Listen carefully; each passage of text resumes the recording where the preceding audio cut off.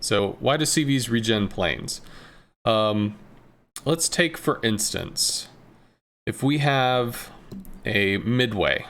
So if we look at a midway, and we've got 18 planes on deck and a 72% restoration window. So we'll have 18 planes at the start of a match with 72-second regen. So what does this actually come out to?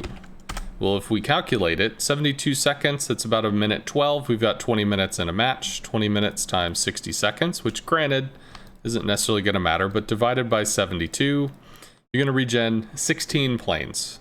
Maybe a little better than that, but realistically, you're going to regen 16 planes, maybe more like 15, unless you literally start bombs at the beginning of the match. So if you've got 18 planes at the start, and you've got 16 planes over the course of the match, then you effectively have 34 bombers per match, assuming the match goes all the way out to 19, 20 minutes or whatever. So what happens if instead of having 34 bombers over the course of 19 minutes, you started the match with 34 bombers? That means that you could take, right off the cuff, you could come off the deck with 12 bombers, find an isolated Montana, which leads to 2 strikes. We'll make this bigger, which leads to 2 strikes, assuming they're isolated. Like, because sometimes, you know, a battleship will spawn in the middle of the map, and it'll start to go out either to one flank or the other flank, and sometimes the cruisers go to the other flank, so the battleship could be isolated. Bam, bam, you double struck.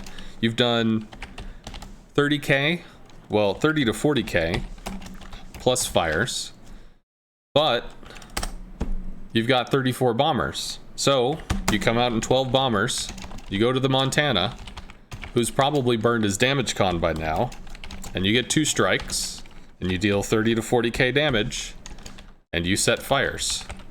And then, because you've got 34 bombers, you've got 10 more, assuming the first bombers haven't even come back yet, but realistically they probably have. So you've got 12 bombers, and you go to the Montana, and you kill it. As opposed to, what happens when you only have 18? You're going to come out with 12 bombers, you find that Montana, you strike twice. We can extend this out again. 2 strikes, ends up being 30 to 40k damage plus fires. And then you have 6. Maybe in the time it took you to go from point A to point B, maybe 72 seconds have passed, you have 7 bombers. That's what you... bobbers. You have 7 bombers.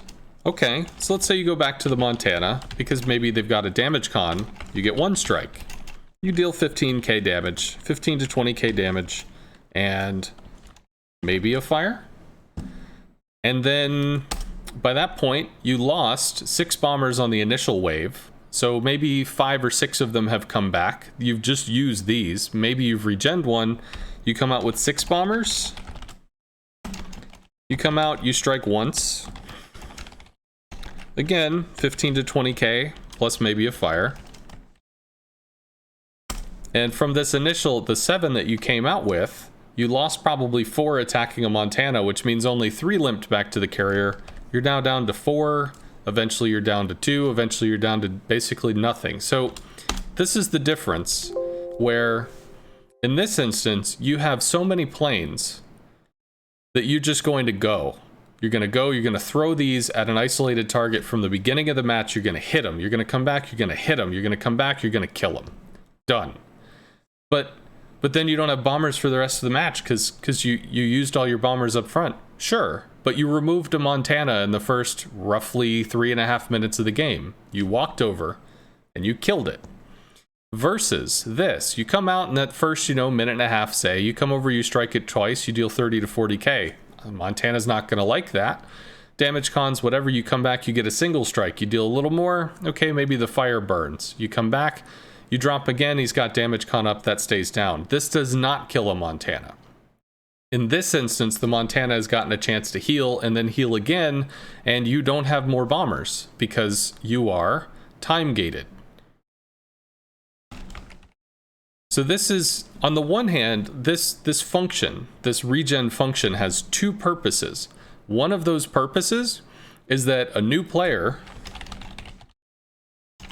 can't derp away all their planes in 5 minutes. So a new player doesn't just, oh, everything's gone, and then they have nothing for the rest of the match. So that's one. That's definitely one thing that they have. But it's worth remembering that the other reason why it's gated like this is so that you don't just get to throw assets at something. You get one full squad, and then you have a half-ish squad. And okay, that's what you get. Well, you can switch to torpedo bombers, and you get one full squad, and then you get a half-ish squad. Can you rotate across different planes? Can you keep coming back? Sure. But because of the regen mechanic, you don't just get to YOLO slam into something with the tool that's the best tool for that current moment to be able to cause a kill outright.